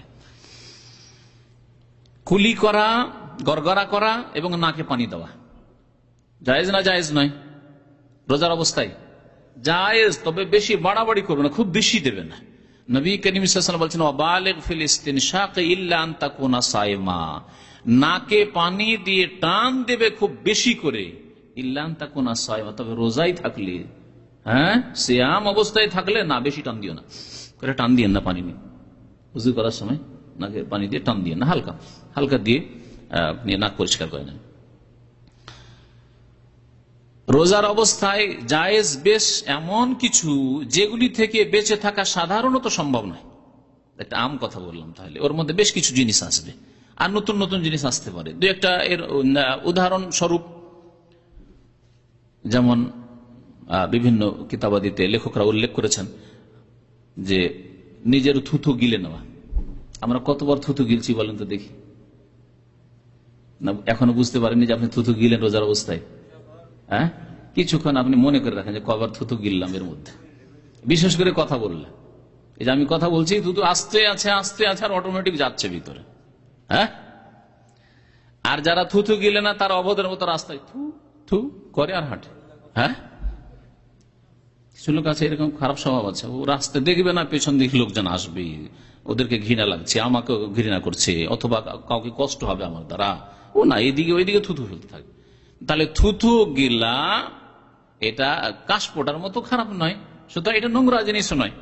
আর থুথু গিলা ছাড়া কোনো উপায় নেই যাতে থেকে বেঁচে থাকা সম্ভব নয়। বললাম যেসব কাজ থেকে বেঁচে থাকা সম্ভব নয় সেগুলি রোজার অবস্থায় জায়েজ। একটা হলো থুথু গিলা, আর একটা রাস্তা দিয়ে হাঁটছেন, ধুলো, গরুর পাল যাচ্ছে, বকরির পাল যাচ্ছে, গাড়ি চলছে, ধুলো দিয়ে আমাদের গাড়ি চলে না, কত ধুলো উড়ে, আর কত ধুলো নাক দিয়ে ঢুকে, হ্যাঁ কত ধুলো মুখ দিয়ে ঢুকে। কুলি করেন তখন বুঝতে পারবেন যে জিভা ময়লা হয়ে আছে ধুলোতে, হা করেছেন ঢুকে গেছে ধুলো, কারণ ধুলো উঠছে রাস্তায়। তো এই যে ধুলোগুলি যাচ্ছে ভিতরে, এতে রোজা নষ্ট হবে না? ধুলো বালি অথবা ঝড় বাতাস বইছে, কত ধুলো নাকে আর মুখ ভর্তি হয়ে যায়, এতে রোজা নষ্ট হবে না। এইরকমই কখনো কখনো কাশ ভিতর থেকে নাকের দিকে আসলো না, ভিতর থেকে ওই মাথা থেকে নেমে ভিতরে চলে গেল, পেটে চলে গেল, তাই না? রোজা নষ্ট হবে? রোজা নষ্ট হবে না, কারণ এতে থেকে বেঁচে থাকা অনেক সময় সম্ভব নয়, বেঁচে থাকা সম্ভব নয়। কিন্তু যেটা মুখে চলে এসেছে, কাশ বা সর্দি মুখে চলে এসেছে, তাহলে সেটা ফেলে দেন। কিন্তু মুখে আসেনি, ভিতর থেকে নেমে ভিতর দিয়ে নেমে গেল হলকে, তাহলে তাতে রোজার ক্ষতি হবে না। রোজার অবস্থায় যা জায়েজ তার মধ্যে একটি বিষয় হচ্ছে খাদ্যের স্বাদ গ্রহণ করা। খাদ্যের স্বাদ গ্রহণ করা, মহিলারা বিশেষ করে পাকশাক করে, লবণ হইল না হইল না, মিষ্টি হইল না হইল না, হ্যাঁ জায়েজ। ঝাল হইল না হইল না, কারণ অনেক স্বামী আছে জালেম স্বামী, একটু কম বেশি হইলে খবর আছে, মুসিবত করে দিবে। এক কথায় জায়েজ আছে। আর শুধু স্বামীর চাপ ভয় থাকে সেই ক্ষেত্রে নয়, এমনিতে শরীয়তে জায়েজ আছে। সালাফে সালেহিনরা জিহ্বাতে নিতেন, কারণ স্বাদ গ্রহণ করা জিহ্বা দিয়ে, হলক দিয়ে নয়, তাই না? জিহ্বায় দিয়ে একটু স্বাদটা দেখে যে হইল না তারপরে থুথু করে ফেলে দেন। এমনকি সালাফে সালেহিনের একটি আসার রয়েছে যে তারা করতেন কি, ছোট বাচ্চার জন্য এই যে এগুলি আছে, পেস্তাগুলি আছে, পেস্তাগুলিকে চিবিয়ে নিজের নাকে চিবিয়ে বাচ্চার মুখে দিয়ে দিতেন। তো অনেক লোকে অসম্ভব লাগবে, কি এটা কেমন কথা হলো, কিন্তু নিজে তো খেলো না, চিবালো, চিবার পরে বাচ্চা যেহেতু খেতে, একটা পেস্তা একটা খেজুর, শক্ত খেজুর, ছোট বাচ্চা খেতে পারবে না, খেজুরটা চিবিয়ে অথবা পেস্তাটা চিবিয়ে মুখ থেকে পুরোটা বের করে ওই বাচ্চার মুখে দিয়ে দিলেন, আর আপনি কুলি করে নিলেন। ভিতরে কিছু গেল পাকস্থলিতে, আপনার আগে বলেছি পাকস্থলিতে যদি কিছু যায় তার নাম হচ্ছে পানাহার, আর যদি ভিতরে না যায় তো তার নাম পানাহার নয়। আপনার দাঁত কাজ করলো, আপনার জিহ্বা কাজ করলো, আপনার ভিতরে যায়নি। সুগন্ধি নেওয়া, আতর, সেন্ট জি নেওয়া জায়েজ। চোখে ড্রপ দেওয়া, হ্যাঁ জায়েজ। কানে ড্রপ দেওয়া, হ্যাঁ কানেও জায়েজ, কানে কোনো সমস্যা নেই, কানেও জায়েজ, চোখেও জায়েজ। নাকের ক্ষেত্রে ইখতিলাফ রয়েছে, কারণ নাকে দ্রুত হলকে নেমে যায়, মনে হয় গত সপ্তাহে বলেছি হয়তো। নাকের ক্ষেত্রে একটু সতর্ক থাকবেন। নাকে যদি হালকা হয়, 1 ফোঁটা হয় আর এই নাকের মধ্যে থেকে যায় তাহলে ঠিক আছে, কিন্তু 2 ফোঁটা 3 ফোঁটা নিলে হলো কি আপনার নেমে যেতে পারে, যাতে রোজা নষ্ট হইতে পারে। সুতরাং নাকে ড্রপ নেওয়ার ক্ষেত্রে বেঁচে থাকবেন। এইরকমই রোজার অবস্থায় যা যায় যাতে রোজার ক্ষতি হবে না তা হচ্ছে তেল মাখা। আমরা আজকাল তেল মাখা বাদ দিয়ে দিয়েছি সাবানের যুগে, কিন্তু আমরা এক যুগ ছিল ছোটকালে প্রতিদিন গোসল করার আগে সরিষার তেল গোটা শরীরে ভালো করে মাখবো, তারপর গোসল করবো। এবং মহিলারা আমাদের ছোট ছোট বাচ্চাদের করে না? এই যে তেল মাখা, রোজার অবস্থায় গোটা শরীরে তেল মালিশ করা জায়েজ না জায়েজ নয়? জৈতুন তেল বরকতের তেল। আমাদের দেশে সরষের তেল ব্যবহারের কারণ জৈতুন পাওয়া যায় না, এখানে জৈতুন তেল। আপনি রোজার অবস্থায় 2-3 বার করে শরীরে তেল মাখছেন, জায়েজ না জায়েজ নয়? জায়েজ। এইরকমই সুগন্ধি তেল না মেখে আপনার মাশাআল্লাহ আতরের অভাব নেই, আতরের দোকানে আতর নিচ্ছেন আর তেলের মতো করে মাখছেন শরীরে, জায়েজ না জায়েজ নয়? জায়েজ। নবী করিম সাল্লাল্লাহু আলাইহি ওয়াসাল্লাম শরীরে আতর মালিশ করতেন। জি। এইরকমই ধুনি নেওয়া, এই আগর কাঠগুলো জ্বালিয়ে তার ধোঁয়া যে নেওয়া, উদে হিন্দি যে ব্যবহার করছে আরবরা। রোজার অবস্থায় যেসব কাজ জায়েজ তার মধ্যে একটি হচ্ছে যে আপনি ফজরের আগেই সহবাস করলেন আর গোসল বিলম্ব করলেন, জায়েজ না জায়েজ নয়? হ্যাঁ, অনেকে কথা বলছেন না, জি কেমন কথা হইল? হ্যাঁ, জায়েজ। কখন গোসল করতে হবে তাহলে? সূর্য ওঠার পরে? ফজরের নামাজের আগে গোসল করতে হবে, কারণ গোসল ফরজ কিসের জন্য? নামাজ পড়ার জন্য। যদি গোসল ফরজ থাকে আপনার উপর তাহলে। কিন্তু সহবাস হয়েছে, তারপরে আপনি সাহারি খাবেন, এখন গোসল করতে গেলে সাহারি ছুটে যাবে, তাহলে কি গোসল করবেন না? গোসল কোনো প্রয়োজন নেই। অথবা আরেকটি আরো স্পষ্ট করে বলছি, একজন মানুষ ঠিক সাহারি খাওয়ার সময় শেষ, খাওয়া দাওয়া আগে করে নিচ্ছে আর খাবে না, ঠিক সাহারি খাওয়ার সময় শেষ হতে যাচ্ছে, সেই সময় 5 মিনিট 10 মিনিট আছে, সেই সময় সহবাস করলে জায়েজ কিনা? এখনো 5-10 মিনিট বাকি আছে আজান হতে, মানে ফজর হতে, সহবাস করা জায়েজ কিনা? জায়েজ। তাহলে সহবাস করা যদি ওই 5 মিনিটের মধ্যে জায়েজ হয়, তাহলে গোসলটা তো আজান পরই করতে হয়। বুঝতে পেরেছেন এবারে? তাহলে বোঝা গেল যে গোসল যে আগেই হইতে হবে, পবিত্রতা অর্জনের করে নিতে আগে না, পবিত্রতা অর্জন পরেও, ফজর হওয়ার পরেও করতে পারে। এবং নবী করিম সাল্লাল্লাহু আলাইহি ওয়াসাল্লাম জুনুবী অবস্থায় থাকতেন, আর তারপরে ফরজ গোসল বাকি থাকতো, আজান হয়ে যেত, আজানের পরে তিনি গোসল করতেন, তারপর নামাজ পড়তে যেতেন। কারণ কোরআনে কারিমে, একটু কোরআনে কারিমে তাফসীর একটু মানে গবেষণা করুন, আল্লাহ পাক কি বলছেন? ফাল আনা বাশের হন না, তোমরা স্বামী স্ত্রী মিলন করো, পানাহার করো, কতক্ষণ পর্যন্ত? হাত্তা ইয়াতাবায়ানা লাকুমুল খাইতুল আবিয়াদ মিনাল খাইতিল আসওয়াদ মিনাল ফজর, মানে শুভ সাদেক ভোর হওয়া পর্যন্ত। তাহলে আল্লাহু আকবার আজান শুরু হচ্ছে সেই সময় পর্যন্ত সহবাস করতে থাকো। আল্লাহ বলছেন জায়েজ, তোমার জন্য করতে পারো। আল্লাহ বলছেন না যে না কিছুক্ষণ সময় রেখে নাও যাতে করে গোসলটা করে নাও তার মধ্যে, বলেছেন কি? বোঝা গেল যে গোসলটাকে পরে করা যেতে পারে, করে মসজিদ আপনি যেহেতু পুরুষ মানুষ নামাজে হাজির হন, মহিলা মানুষের মসজিদে যাওয়া যেহেতু জামাত তার জন্য ফরজ নাই, সুতরাং সে যদি আরো বিলম্ব করে, ফজর রক্ত আছে, আরো যদি আধা ঘন্টা বিলম্ব হয় দিয়ে গোসল করতে তারপরে নামাজ পড়ে, তার কোনো দোষ নাই, কারণ তার জন্য ফজরের নামাজের সময় আছে। এইরকম ঋতুবতী মহিলা আর নেফাসওয়ালী মহিলা, ঋতু থেকে পাক হয়েছে ফজরের সময়, ফজরের একটু আগে পাক হয়েছে, কি করবে এখন? গোসল করবে না সাহারি খাবে? আগে সাহারি খাবে, উজু করে সাহারি খেয়ে নিবে, সাহারি খাওয়ার পরে আজানের পরে গোসল করবে, আজানের পরে গোসল করে ফজর নামাজ পড়বে। শরীয়তে এমন দায়িত্ব নেই যেটা অসম্ভব মানুষের জন্য।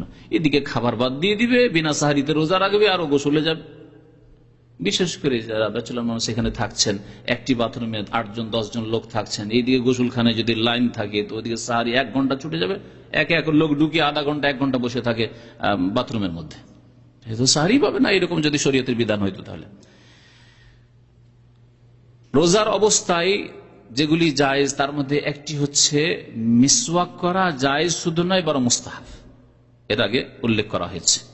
তবে মিসওয়াক ছাড়া ব্রাশ সম্পর্কে বললাম, ব্রাশ এবং তার সাথে যে পাউডার অথবা পেস্ট, কলগেট হোক আর অন্য কোন কোম্পানি হোক, মানে পেস্টটাকে আজকাল অনেক মানুষ কলগেট বলে থাকে। এই কোম্পানিটি এত প্রসিদ্ধ হয়েছে যে কোনো আমি কলগেট না, পেস্ট মানে হচ্ছে যেটা আপনার লিকুইড, আর আপনার যেটা হচ্ছে পাউডার অথবা পেস্ট ব্যবহার করা না, এগুলো থেকে বেঁচে থাকবেন, কারণ এই ব্যাপারে সতর্কতা অবলম্বন করাই হচ্ছে শ্রেয়। মিসওয়াক আপনার জন্য যথেষ্ট, সুন্নত আমল হলো এবং মিসওয়াক আপনি করলেন। সিয়াম অবস্থায় যা জায়েজ তার মধ্যে একটি হচ্ছে যাদের এজমা আছে, এজমা বুঝেন, হাঁপানি, দম্মা, শ্বাস ফুলে, শ্বাসকষ্ট আছে, তাদেরকে এক ধরনের স্প্রে দেয়, ডাক্তারখানা স্প্রে দেয়। হ্যাঁ, স্প্রে সে মুখে মারে, নাকের স্প্রে, মুখের স্প্রে, যাদের অ্যালার্জি আছে নাকের স্প্রে দেয়, মুখের স্প্রে দেয় করে নাই স্প্রে দিয়ে। স্প্রে তো ভিতরে মুখের মধ্যে গেল, জায়েজ না জায়েজ নয়? হ্যাঁ, কেউ বলছেন না কিন্তু। হ্যাঁ, জায়েজ, কারণ এটা খাবারও নয় আর পানীয় নয়, আর এটা পাকস্থলী পর্যন্ত পৌঁছে না। বিশেষজ্ঞরা বলছেন, যারা মেডিকেলের বিশেষজ্ঞ, ওষুধের এবং যারা ডাক্তার বিশেষজ্ঞ, তারা বলছেন যে এই যে বাখাখ আরবিতে বলে স্প্রে করলে এটা যায় ফুসফুস পর্যন্ত, যাতে করে শ্বাসকষ্টটা হালকা হয়ে যায়, এটা পাকস্থলী পর্যন্ত যায় না, আর এটা পানীয় নয় আর এটা খাদ্যও নয়, গ্যাস। সুতরাং এতে রোজা নষ্ট হবে না, জায়েজ। আল্লাহু আলাম। ওয়াসাল্লাল্লাহু আলা নবিয়িনা মুহাম্মদ ওয়া আলা আলিহি ওয়া সাহবিহি আজমাইন। এরপরে যদি আপনাদের কিছু প্রশ্ন থাকে রমজান সংক্রান্ত বা রোজার মাসলা মাসাইল সংক্রান্ত, তো জিজ্ঞাসা করতে পারেন। আর গত সপ্তাহের কিছু প্রশ্ন আছে রমজান সম্পর্কে, সেগুলির উত্তর দিচ্ছি। হ্যাঁ, রোজার অবস্থায় আমাদের ভাই বলছেন মাজি বের হলে উজু নষ্ট হবে, এতে রোজাও নষ্ট হবে। ইচ্ছা করেও যদি কেউ বেশি চিন্তা করে, ইচ্ছা করে যদি মাজি বের হয়, তাতেও রোজা ভঙ্গ হবে না। বীর্য বেরোলে ইচ্ছা করে বের করলে রোজা নষ্ট হবে, আর মাজিতে উজু করতে হবে। নেশার ইঞ্জেকশন হারাম, রোজা নষ্ট হয়ে যাবে। নেশার জাতীয় জিনিসে রোজা নষ্ট হয়ে যাবে। এইরকম আরেকটা জিনিস উল্লেখ করা জরুরি, আমাদের উপমহাদেশের লোকেরা, বিশেষ করে ভারতের লোকদেরকে দেখেছি, পাকিস্তানি লোকদেরকে, এরা গুল ব্যবহার করে। বাংলাদেশে গুল পাওয়া যায়, গুল পাউডার কি দিয়ে তৈরি হয় জানেন? তামাক দিয়ে তৈরি হয়। তো তামাক ব্যবহার করা হারাম প্রথম কথা। আর তামাক এক ধরনের নেশা, যে তামাক দিয়ে দাঁত সাফ করা যার অভ্যাস হয়েছে গুল দিয়ে, সে কিন্তু থাকতে পারবে না। ও পাউডার আর পেস্ট দিয়ে আর দাঁত সাফ করে তার মন ভরবে না। এই জন্য, আর আমি কোন এক কালের কথা বলছি, মাদ্রাসার এক মৌলভী সাহেব সে গুল ব্যবহার করতো, মসজিদের ইমাম। আমাদের সে অনেক মসজিদের ইমাম এই গুলখোর, বুঝতে পেরেছেন? হারাম, গুল হারাম, যেমন বিড়ি হারাম, জর্দা হারাম, তামাক হারাম, সিগারেট হারাম, ওই রকমই গুল হারাম, কারণ একই জিনিস তামাক থেকে তৈরি, তামাক পিষে নেওয়া হচ্ছে। আর এই হারাম জিনিস যদি ব্যবহার করে তাহলে তাতে রোজা নষ্ট হয়ে যাবে, জায়েজ নয়। ভারত উপমহাদেশের একজন বড় আলেম আল্লামা ওবায়দুল্লাহ মুবারকপুরি রহমতুল্লাহ আলাইহি মিশকাতের ভাষ্য লিখেছেন মিরাতুল মাফাতি। তার একটি ফতুয়া আমি ছাত্র জীবনে পড়েছিলাম গুল সম্পর্কে, যে রোজার অবস্থায় গুল ব্যবহার করলে তাতে রোজা নষ্ট হয়ে যাবে। তো প্রমাণের জন্য যে আমার চেয়ে বড় বড় অনেক আলেমরা তারা বলেছেন যে গুলে রোজা নষ্ট হয়ে যাবে।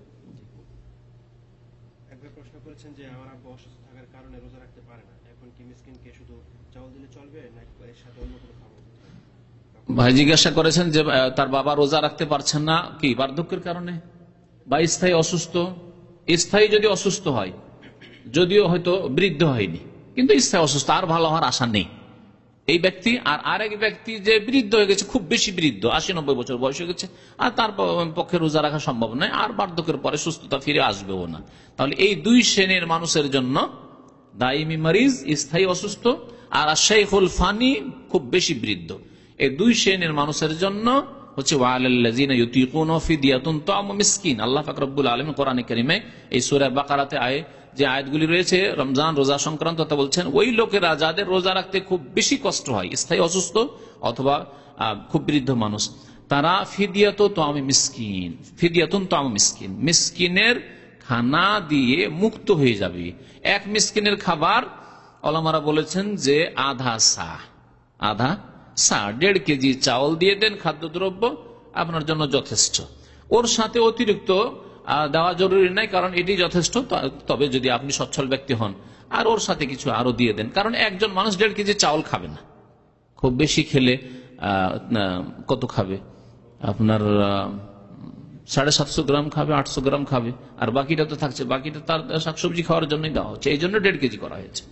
আর যদি অতিরিক্ত দেন আপনি, যে আরো কিছু খাবার জন্য দিই, তো আমান তাতাওয়া খাইরান ফাইন্নাল্লাহ শাকিরুন আলিম। আল্লাহ পাক বলেছেন যে এই ব্যক্তি অতিরিক্ত ভালো কাজ করবে, আল্লাহ পাক তার মর্যাদা দান করবেন, এবং আল্লাহ পাক জানছেন এবং উত্তম প্রতিদান দেবেন ইনশাআল্লাহ। না, গত সপ্তাহে বিস্তারিত বলেছে, খানা দিয়ে মানুষের মানহানি করবেন না। এই 1.5 কেজি খাবার 2 বেলার খানার চাইতে অনেক বেশি ভালো। গোটা পরিবার নিয়ে 10 জন থাকলেও খেতে পারবে।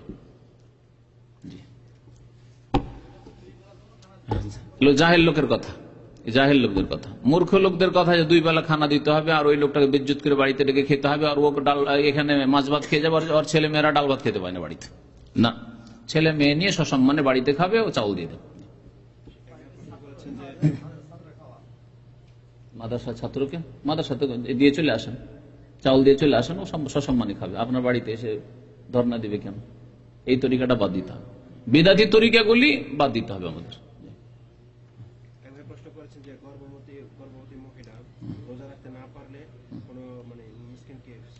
গর্ভবতী মহিলা রোজা রাখতে না পারলে ওলামারা বলছেন সঠিক এই ক্ষেত্রে এই হচ্ছে যে যখন বাচ্চা ভূমিষ্ঠ হয়ে যাবে, তারপরে যখন রোজা রাখার মতো হবে, ছোট দিনগুলিতে রোজা 11 মাসের মধ্যে যে কোনো সময় রোজা রেখে নেবে, রোজা রাখতে হবে, যে কদিন ছুটবে রোজা রেখে নেবে। তবে গর্ভবতী মহিলার জন্য রোজা রাখা এত মুশকিল নয় যত আজকাল মুশকিল করে দিয়েছেন লোকেরা। আসলে ভয় করে বেশি, কিছুই না, ক্ষতি হয় না। স্তন্য দান করা অবস্থায় হয়তো বাচ্চারও ক্ষতি হওয়ার আশঙ্কা আছে, কারণ বাচ্চা দুধ পাবে না, দুধ শুকিয়ে যেতে পারে। কিন্তু গর্ভবতী মহিলা, আমাদের মা খালারা সকলে রোজা রেখেছে, আমাদের ফ্যামিলির রোজা রেখেছে রোজার অবস্থায়। সুতরাং এমন কোনো মুশকিল নাই, এটা বাস্তবে কোনো মুশকিল নাই। জি, এত ভয় করার কিছু নেই।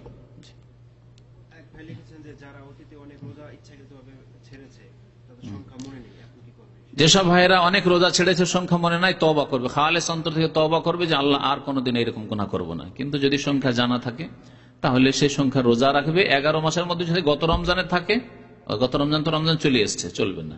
এমনি 11 মাসের মধ্যে হলে শুধু কাজা করে নেওয়া যথেষ্ট। আর যদি 11 মাস পার হয়ে যায় তাহলে অনেক ওলামাদের নিকটে কাজার সাথে ফিদিয়াও দিতে হবে, মিসকিনের খাবারও দিতে হবে প্রত্যেক রোজার বিনিময়ে, কারণ সেই ব্যক্তি বিলম্ব করেছে।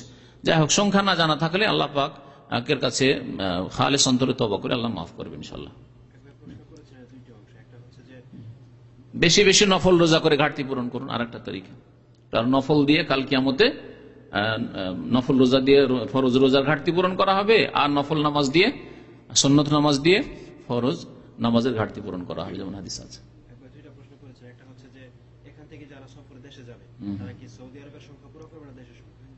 রমজান মাসের রোজা সম্পর্কে আল্লাহ বলছেন যে ফামান শাহিদা মিনকুমুশ শাহরা ফালিয়াসুম, যেই ব্যক্তি রমজান মাস পেয়ে যাবে সে যেন অবশ্যই রোজা রাখে। তাহলে যেখানে থাকবেন সেখান থেকে রমজান মাস পেলে রোজা শুরু করবেন। সৌদি আরবে রোজা পেয়ে গেছেন, রোজা শুরু করেছেন। বাংলাদেশে গিয়ে দেখছেন না, এখনো রমজান মাস শেষ হয়নি, রমজান মাস পেয়ে গেছেন, রোজা রাখতে হবে। সুতরাং আপনার 31 হয়ে যাক, 32 হয়ে যাক, রোজা রাখতে হবে। এটাই হচ্ছে ঠিক এই ক্ষেত্রে।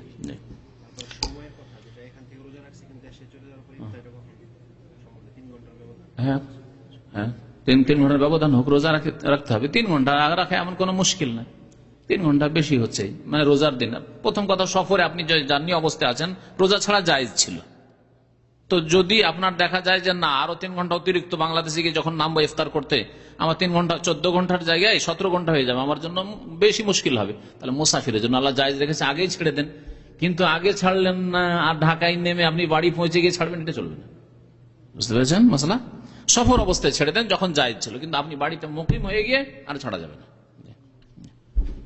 তখন সূর্য ডুবাইতে হবে আপনাকে।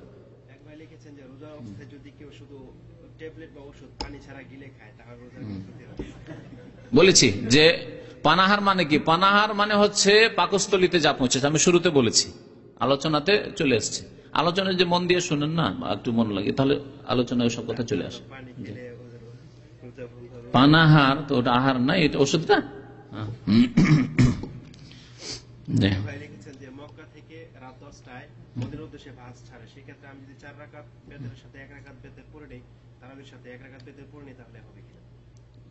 তারা রাত 10টায় মক্কা থেকে ভাত ছাড়ে মদিনা, 4 রাকাত কি 4 রাকাত তারাবি তারাবি পড়ে 1 রাকাত বেতর। হ্যাঁ, মুসাফিরের জন্য তারাবি পড়া জরুরি নয়, যতটা পেলো পেলো। আর যদি নামাজ না পায় শুধু বেতরটা পড়ে নি, শুধু বেতর পড়ে নি, অসুবিধা নেই। রুকুতে যদি জামাত ধরা হয় তাহলে সেই রাকাত কি গণ্য হবে?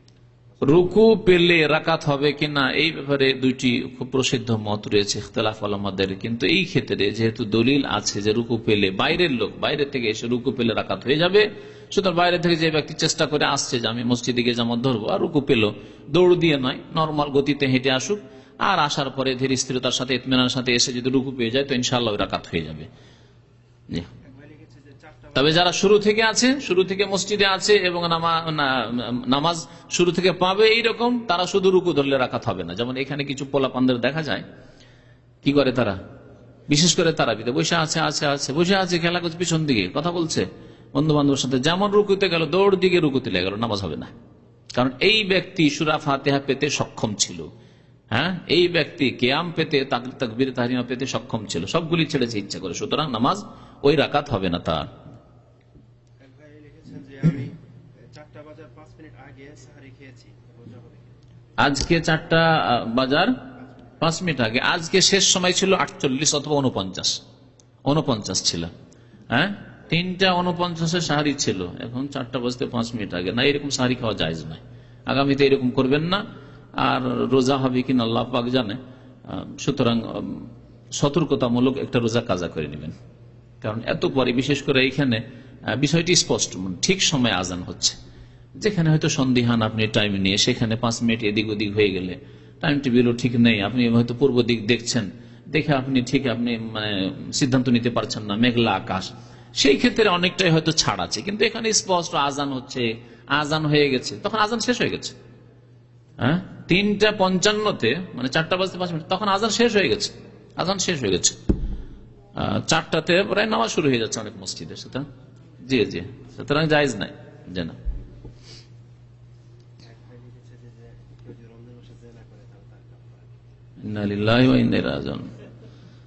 আল্লাহ হিদায়াত করে।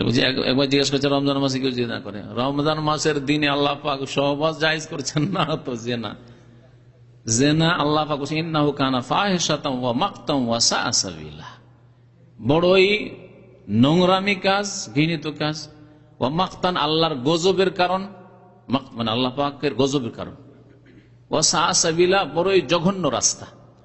সুতরাং এর জন্য কঠোর শাস্তি রয়েছে দুনিয়া। আমি একজন লোককে চিনি, নাম বলবো না, এলাকাও বলবো না, একজন এমন লোককে চিনি, কোন এককালে ছাত্র জীবন থেকে চিনতাম তাকে। সেই ছেলে মাদ্রাসায় পড়ে 2-3 জায়গায় জেনায় লিপ্ত হয়েছে। আল্লাহ পাক 1-2 বরদাস্ত করেছেন, 3য় আল্লাহ পাক এমন আযাব দিয়েছেন যে গোটা শরীর তার সাদা হয়ে গেছে, শ্বেত রোগ, গোটা শরীর, চেহারা, হাত পা সব সাদা হয়ে গেছে, আমার চোখে দেখে। তো আল্লাহ পাক নসিহত নিতে বলেছেন 2টি জিনিস থেকে, একটা হচ্ছে কোরআন হাদিস থেকে উপদেশ নিতে হবে, নসিহত নিতে হবে, কোরআন হাদিস থেকে যে নসিহত নিতে হবে সবচেয়ে ভালো ব্যক্তি। আর এক শ্রেণীর মানুষ কমপক্ষে নসিহত নিতে হবে আল্লাহর আযাব দেখে, আল্লাহর আযাব দেখে। এই ব্যক্তির ঘটনা শুনে আপনাকে আমাকে উপদেশ নেওয়া উচিত যে আপনি যদি ওই রাস্তা ধরেন তো আল্লাহ পাকের আযাব আপনার থেকে দূরে নয়, বুঝতে পেরেছেন? ওই রকম মাতা পিতার ক্ষেত্রে যারা মাতা পিতাকে কষ্ট দিয়েছে তাদেরকে তাদের ছেলেরা জুতাচ্ছে, এরকম লোক অনেক দেখেছি আমরা, খেতে দেয় না। আমার প্রতিবেশী একজন ছিল, এককালে ছোটকালে বাল্য জীবনে, ওখানে গ্রামের বাড়িতে ছিলাম, একটি বুড়ি মা, আর সেই বুড়ি মায়ের মাত্র এক ছেলে, ওই বুড়ি মাকে আলাদা রাখতো, তার স্ত্রীর কথা শুনে খেতে দিত না। তার 4-5টা ছেলে, কেউ খেতে দেয় না, ও বুড়াকে একাই আলাদা করে দিয়েছে, খেতে দেয় না। চোখের সামনে এই নসিহতগুলি, উপদেশগুলি আমাদের মওজুদ আছে। কামাতা দিন তো দানো, যেমন কর্ম হবে তেমন ফল হবে, আল্লাহ দেবেন। সুতরাং এগুলো থেকে আমাদেরকে নসিহত নিতে হবে, নসিহত নিতে হবে।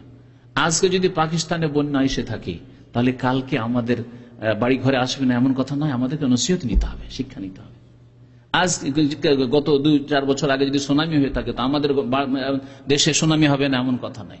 সুতরাং নসিহত নিতে হবে। আজকে কত খরা আমাদের দেশে, প্রচন্ড খরা, বৃষ্টি এখন হওয়া উচিত, বৃষ্টি নেই, জি, আল্লাহর আযাব। সুতরাং নসিহত নিতে হবে, আমাদেরকে সংশোধন করতে হবে। পাপ আল্লাহর আযাবকে ডেকে নিয়ে আসে, জাতি পাপ মুক্ত হয়ে যাক, আল্লাহর নিয়ামত নেমে আসবে, আল্লাহর রহমত নেমে আসবে। লাফাতাহনা আলাইহিম বারাকাতিম মিনাস সামাই ওয়াল আরদ, আসমান জমিন আল্লাহ বরকত সমূহ খুলে দেবেন, আল্লাহ ওয়াদা করেছেন। কিন্তু আমাদেরকে পাপ মুক্ত হইতে হবে, গুনাহ থেকে বাঁচতে হবে। রোজা অবস্থায় শরীরের কোনো অংশ কেটে গেলে রক্ত বের হলে রোজা রক্ত বের হলে, সামান্য রক্ত বের হলে রোজা নষ্ট হবে না। এত বেশি যদি রক্ত বের হয় যাতে অসুস্থ হয়ে পড়ে, তাহলে তার জন্য ইফতার করা জায়েজ, না রোজা ছাড়া জায়েজ, অন্য সময় কাজা করে নেবে। কিন্তু সামান্য রক্ত বের হলে রোজা নষ্ট হবে না। যে ওয়েল্ডিং করার সময়, ঝালা করার সময় যে গ্যাস বের হয়, নাকে মুখে যায়, সেটা না অসুবিধা না, বললাম তো যেগুলো থেকে বাঁচা যাবে না। বললাম একটা পয়েন্ট ছিল যে ধুলো বালি উড়ে আসছে, অথবা এই যে থুথু মানুষ গিলে নিচ্ছে পারছেন না, ওই রকমই আপনি ওয়েল্ডিং এর কাজ করছেন, উড়ে আসছে, গর্দা উড়ে আসছে, ময়লা উড়ে আসছে, কোনো অসুবিধা নেই। নামাজের সময় কাঁধ খোলা রাখা, নামাজের সময় কাঁধ খুলে রাখা জায়েজ নাই, যদি কাপড় থাকে তাহলে। নবী করিম সাল্লাল্লাহু আলাইহি ওয়াসাল্লাম সহিহ বুখারী হাদিস, লা ইউসাল্লি আহাদুকুম ফি সাওবিল ওয়াহিদ লাইসা আলা আতিকিহি মিনহু শাই, কোন ব্যক্তি যেন একটি কাপড় পরে নামাজ এইভাবে না পড়ে যে কাঁধের আতিকিহি মানে কাঁধের উপর কিছুই নেই, আর একটা কাপড় নিয়ে এই কোমরে বা বুকে বেঁধে নিয়েছে, এইভাবে নামাজ না পড়ে। যে একটি যদি কাপড় থাকে, তা আমাদের ছোট বাচ্চাদেরকে আগে আমাদের মায়েরা এইভাবে চাদরটা বেঁধে দিত শীতকালে, মনে আছে? বয়স্ক লোকদের মনে থাকে, এইভাবে বেঁধে দিত, আর এখান পর্যন্ত আমাদের ঢেকে থাকতো ছোট বাচ্চাকালে। তখন তার যুগে সোয়েটার ছিল না, আর ওইসব ছিল না, একটা চাদর দিয়ে আমরা ওইভাবে জড়িয়ে থাকতাম। তো এইরকম কাপড় থাকলে ঢেকে রাখা যায়। একটি কাপড়ে আপনার লজ্জাস্থানও ঢাকা হবে হাঁটু পর্যন্ত, আর কাঁধ ঢেকে নামাজ পড়তে হবে। সাহাবায়ে কেরামের অনেকে কাপড়ের অভাবে এইভাবে নামাজ পড়তেন। একবার বলেছেন যে তাবলীগ জামাতের কোনো ভাই নাকি বলেছে সুন্নাত নফল ছাড়া কেউ জান্নাত দিতে পারবে না। সুন্নত নফল, নফল মানে যে বলেছে যে নফল ছাড়া জান্নাত যাবে না, সে জাহিল। নফল মানে তো অতিরিক্ত, অ্যাডিশনাল, করলে নেকি, না করলে কোনো গুনাহ নেই। নফল মানে অতিরিক্ত। আপনি এখানে একটা ফকির আছে 100 রিয়াল দান করলেন, আপনার জন্য ফরজ, সুন্নাত না নফল? নফল। নফল, এই নফল না করলে জাহান্নামে চলে যাবেন নাকি? এর চাইতে বড় জাহিল কি হইতে পারে যে বলে যে নফল নামাজ না পড়বে, যে নফল রোজা না করবে, যে নফল দান না করবে, সে জাহান্নামে যাবে, ও জাহিল। আর যাদের কথা বললেন এদের মধ্যে জাহালতটাই বেশি, কারণ এরা তো কোরআন হাদিস শিখতে চায় না। তো আর সুন্নত বিভিন্ন স্তরের আছে, কিছু সুন্নত আছে অত্যন্ত গুরুত্বপূর্ণ, সুতরাং সেই ক্ষেত্রে কোনো গাফিলতি হওয়া উচিত নয়। আর বেশ কিছু সুন্নত আছে সেগুলো ছাড়লেও জান্নাত পাবে, কিন্তু জান্নাতে হয়তো পাস মার্ক ফেলো। এর আগে একটা উদাহরণ দিয়ে আমি ভালো করে বলেছি যে স্কুলের যেমন রেজাল্টে ফার্স্ট ডিভিশন আছে, সেকেন্ড ডিভিশন আছে, থার্ড ডিভিশন আছে, পাস আছে, ওই রকমই যারা ফরজ ওয়াজিব আদায় করে কমপক্ষে 33 মার্ক ওয়ালা পাস হয়, পাস ইনশাআল্লাহ তাআলা। কিন্তু আপনি শুধু পাস করবেন, স্কুলে ভালো ছেলে কোনোদিন পাশের চিন্তা করে না ফার্স্ট হওয়ার চিন্তা করে? আরে কমের পক্ষে ফার্স্ট না হলে সেকেন্ড তো হবো, এই কথা বলে। ফার্স্ট না হলে সেকেন্ড তো হবো। আরে 80 লেটার মার্ক না নিয়ে আসতে বলে 70 করে 75 তো নিয়ে আসবো। এটা হচ্ছে একটা জ্ঞানীর পরিচয়। আর বেকুব ওই ব্যক্তি যে বলে আরে 33 পেয়ে গেছি, দরকার ঠিক আর পড়ার, যথেষ্ট 33 মার্ক। পুরো ক্লাস, আমি স্কুলেও পড়েছি আর মাদ্রাসায় পড়েছি, স্কুলে দেখতাম 2-4টা ছেলেকে বলছে আজকে 33-এর সময় লিখে চলে এসেছি, 2-3টা ছেলে থাকে ক্লাসে এরকম। হ্যাঁ, তো ওই রকম যারা শুধু ফরজ ওয়াজিব আদায় করে আর হারাম থেকে বেঁচে থাকে, নাজায়েজ থেকে, তারা পাস মার্ক ইনশাআল্লাহ তাআলা পাবে, আর আল্লাহ মাফ করবে বাকি। জি, লিখেছেন যে আমাদের রুমে একজন হাফেজ আসর এবং ফজর নামাজ ঘরে পড়ে এবং অন্যান্য ফরজ নামাজ না, ঘরে নামাজ পড়া জায়েজ নয়, ঘরে নামাজ পড়া জায়েজ নয়। পুরুষদের জন্য জামাতে নামাজ পড়া ফরজ, ফরজ ওয়াজিব একই জিনিস, এবং জামাতে নামাজ পড়া ফরজ পুরুষদের জন্য যারা সুস্থ আর মসজিদের আজান শুনছে। যদি আজান শুনে, আজান যদি শুনতে না পাই, 10 মিনিট 15 মিনিটের রাস্তা, আধা ঘন্টার রাস্তা, আজান শুনতে পাই না, সেটা আলাদা কথা। কিন্তু আজান শুনতে পাই আর যদি যেতে পারে তাহলে অবশ্যই যেতে হবে, ঘরে নামাজ এভাবে হবে না। আব্দুল্লাহ বিন মাসউদ রাদিয়াল্লাহু তাআলা আনহু একটি হাদিস বর্ণনা করেছেন, ওয়ালাউ সাল্লাইতুম ফি বুয়ুতিকুম কামা ইউসাল্লি হাযাল মুতাখাল্লিফ আল মুনাফিক, তোমরা মুনাফিকদের মতো যদি ঘরে ঘরে নামাজ পড়ো তাহলে দালালতুম, তোমরা গুমরাহ পথভ্রষ্ট হয়ে যাবে। সাহাবী বলেছেন পথভ্রষ্ট হয়ে যাবে।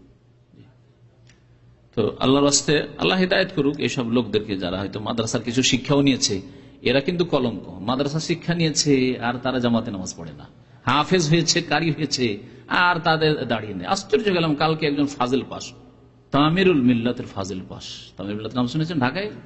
ফাজিল পাস। এর আগে কয়েক বছর আগে দেখেছি দাঁড়িয়ে এরকম ছিল, কিছুই নেই। আরে ভাই, এই যদি অবস্থা হয় তাহলে জাতিকে কোন পথে নিয়ে যাবেন আপনি? তারপরে এদের নামাজেরও ঠিক নাই। মুশকিল হচ্ছে যে চেয়ে বড় বিপদ, নামাজই পড়ে না ঠিক করে। শুধু পয়সা আর পয়সা। আল্লাহু আকবার। আল্লাহ পাক যেন হিদায়াত দান করেন আমাদের সকলকে। এদের চাইতে যারা পড়াশোনা করেছে আর আমল না বেআমল, এদের চাইতে অনেক ভালো ওইসব অশিক্ষিত ভাইরা যাদের এক অক্ষরের জ্ঞান নেই, কিন্তু আলহামদুলিল্লাহ তাকওয়া পরহেজগারি আছে। সাইন সই করতে জানেন না, কিন্তু আলহামদুলিল্লাহ হারাম কাজ করেন না, ফরজ ওয়াজিব ছাড়েন না, জামাতের নামাজ পড়েন, তাকওয়া পরহেজগারি আছে। আপনি ভাগ্যবান, বলুন আলহামদুলিল্লাহ, অনেক ভালো আছে। জি,